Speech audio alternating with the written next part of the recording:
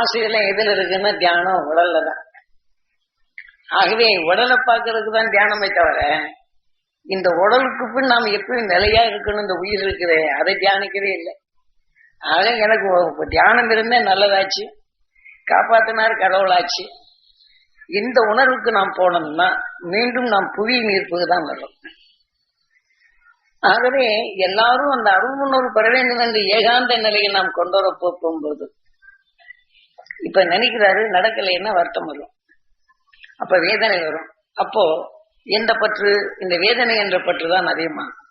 இதை போன்ற நிலைகள் எல்லாம் இருந்து விடுபட்டு அருஞானத்தை நாம் வளர்க்கிறதுக்குண்டான எப்பயுமே எதிலுமே இந்த உடல் பற்று இல்லாத வீடு உயிர் எப்படி உணர்வு ஒளியாக மாற்றுகின்றதோ இதே போல எல்லோருக்கும் அந்த அருள் பெற வேண்டும் என்ற இந்த பற்றை நாம் ஏற்படுத்தினா அதை பற்றுடன் பற்றி இந்த வாழ்க்கையில் இந்த இருள் என்ற நிலையை பற்றற்றதாக மாற்றும். இதுதான் தியானம்.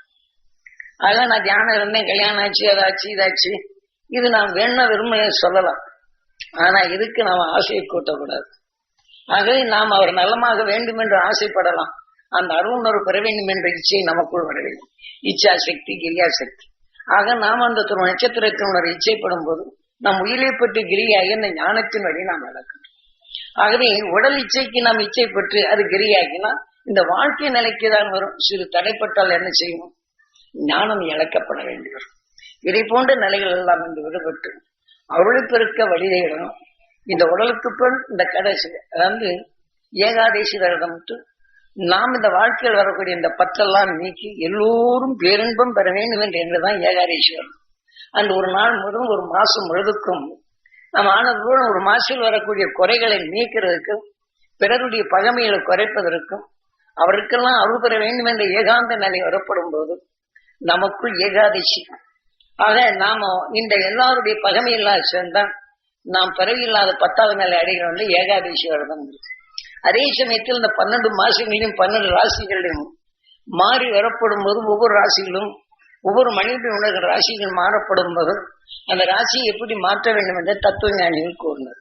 ஆக வைகுண்ட ஏகாதேசி நாம் இதெல்லாம் போது அந்த வைகுண்ட ஏகாதேசி என்று எல்லோரும் ஏகமா சேர்ந்து நாம எண்ணு போகும்போது இந்த நட்சத்திரத்தின் பேரல் அனைவரும் பெற வேண்டும் என்று இயங்கினால் நாம் ஒருவருக்கு ஒரு பகவன் உணர்வு இழுக்கவில்லை என்றால் நாம வெறுப்பு, வேதனை, செழிப்பு, சஞ்சலம், சங்கடம், கோபம், குரோதம் இவையெல்லாம் நம்ம மனித உடலுக்கு வராதபடி தடுத்து இது அனாதையாக்குதெல்லாம். இது அனாதையாக்கினால் காலையில் 6 மணிக்கெல்லாம் சூரியன் அதை கவர்ந்து சென்று விடுகின்றது. ஆக அந்த சூரியன் அதை கவர்ந்து சென்று விட்டால் நாம் இந்த உடலை விட்டு நாம் செல்லும் நாம் அந்த துருவ நட்சத்திரத்தின் ஒரு பிறகு அந்த தகுதியும் நமக்குள் அனைவருடைய ஒன்று நமக்குள் எல்லாம் ஒன்று சேர்த்து வாழும் தன்மையும் இறுதி நாம் கடைபிடித்தால் பகமேற்ற நிலையும் உணர்வு ஒளி என்ற உடலும் ஒளியான அறிவும் இருளின் நீக்கும் ஞானமும் அந்த மெய்ப்பொருளை காணும் சக்தியும் கிடைக்கும். அதான் வைகுண்ட ஏகாதேசி.